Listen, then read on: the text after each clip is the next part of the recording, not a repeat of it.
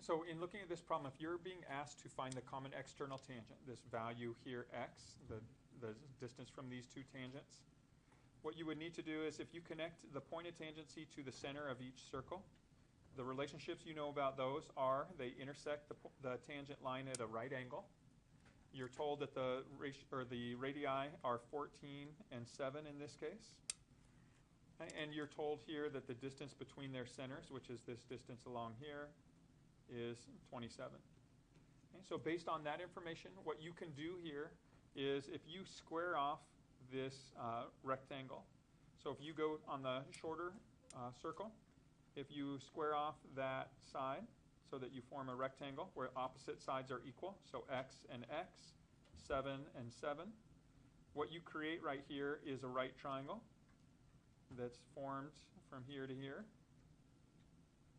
And this right triangle, I'm just going to sketch out here, has a leg of x.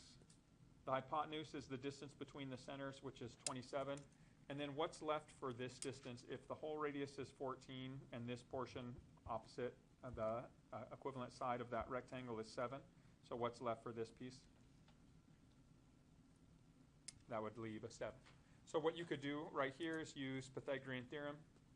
X squared plus 7 squared equals 27 squared. Solve for your resulting equation. And so if you calculated this,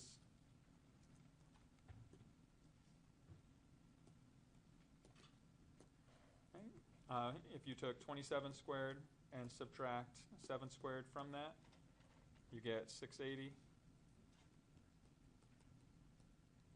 Extract your square root. So if you took the square root of 680, you get 2 root 170.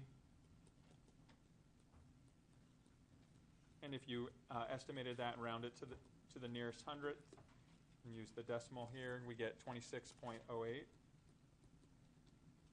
for our answer. We talked about the common external tangent last time by setting up and solving using Pythagorean theorem.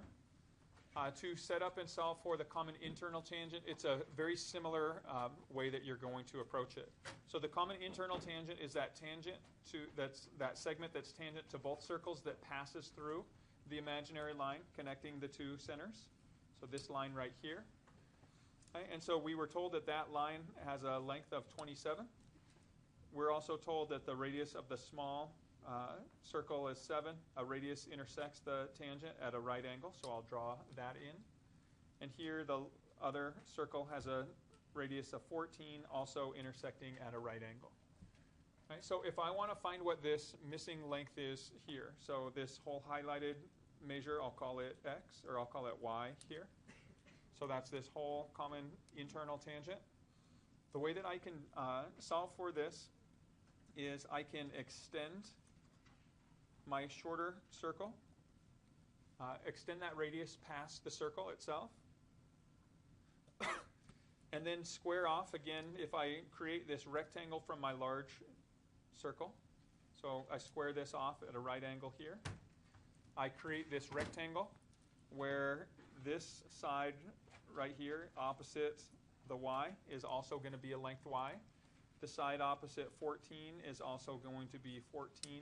And so notice what I create here is a right triangle where I have a leg of y, a hypotenuse of 27, and I have this other leg of 14 plus 7, which is 21.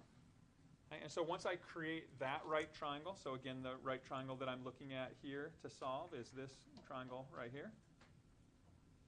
Once I create that triangle, I can use Pythagorean theorem, the sum of the squares of the two legs. So y squared plus 21 squared is equal to the square of the hypotenuse, 27. If I subtract 21 squared from both sides and extract the square root, I'll get my solution. So if I took 27 squared minus 21 squared, I get 288.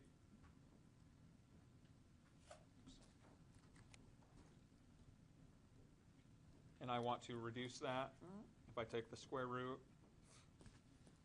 288, I get 12 root 2.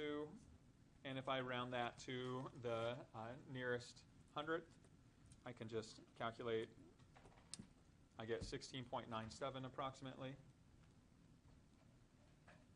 as my solution.